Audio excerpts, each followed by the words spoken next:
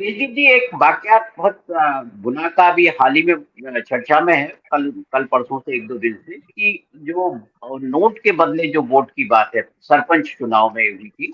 गुना जिले में, के आदिवासियों को उसने वोट के लिए पैसे दिए, चुनाव हार गया तो पैसे वापस मांगने के लिए वो गया तो एक महिला ने सुसाइड कर लिया। तो ये जो स्कीम, वेलफेयर स्कीम है, ये इसी तरह का तो नहीं होगा कि आप यदि वोट देंगे नहीं, वेलफेयर स्कीम सरकार बनाती जा रही है कि जितने बेनिफिशरीज है हमारे, वो 51% में काम आएंगे। तो कोई ऐसा तो नहीं है कि गुनाह का एपिसोड इस तरह का हो जाए और पार्टी की रणनीति धरी रह जाए। ये कहाँ तक होता है कि जो बेनिफिशरी है वो जिस पार्टी की सरकार है उसे ही वोट दे? हाँ देखिए, ये जो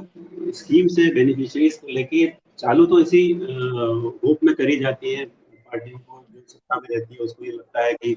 अगर हम इस तरह की फ्रीबीज देंगे, जैसे अभी 1,000 रुपए लाडली बहना स्कीम चली है, तो जो सत्ता में रहती है पार्टी उसको लगता तो यही है कि ऐसी स्कीम्स देके हम ज्यादा से ज्यादा हर वर्ग के लोगों को अपनी ओर अट्रैक्ट करेंगे और उसके बदले में हमको वोट मिलेंगे। इसको एक तरीके से ब्राइबरी भी कहा जा सकता है, कि एक तरीके से रिश्वतखोरी भी कहा जा सकता है, कि मैं आपको ये दे रहा हूँ और एक्सपेक्ट कर रहा हूँ कि आप मुझे उसके एवज में मुझे सत्ता में वापस लेके आएंगे। आपने गुना की किसी घटना के बारे में बताया। अभी भी जब ये जो बातें हो रही हैं कि लाडली बहना योजना की जो 1,000 रुपए लोगों को मिलने शुरू हुए हैं, तो साफ मैसेज है इन सब इलाकों में जहां जहां ये बेनिफिशियरीज हैं कि ये इसलिए शुरू करा जा रहा है कि आप वापस सत्ता में जब पार्टी आएगी तो आपकी ये स्कीम जारी रहेगी, आपको फायदा होता रहेगा। तो बिल्कुल ये सारी स्कीम शुरू इसीलिए की जाती है, लेकिन अगेन जो बीजेपी के साथ समस्या ये हो रही है, जैसे अभी 2 दिन पुराना एक एपिसोड, 3 दिन पुराना एपिसोड है एक आदिवासी भाई पे जिस तरीके से एक भाजपा के नेता ने पेशाब करी। तो कुछ ना कुछ ऐसी घटनाएं लगातार हो जाती हैं जो उनके खिलाफ चली जाती हैं। अब देखिए, बीजेपी पिछले 2 साल से लगातार, डिस्पाइट द फैक्ट, बावजूद इसके कि बीजेपी ने बहुत सारी ऐसी योजनाएं शुरू करी जिसमें जिसमें आदिवासी भी शामिल थे, जिसमें शेड्यूल कास्ट भी शामिल थे, जिसमें महिलाएं भी शामिल थी, जिसमें किसान भी शामिल हैं, और एम यही था पार्टी का कि इनके बदले में हमको वोट मिले।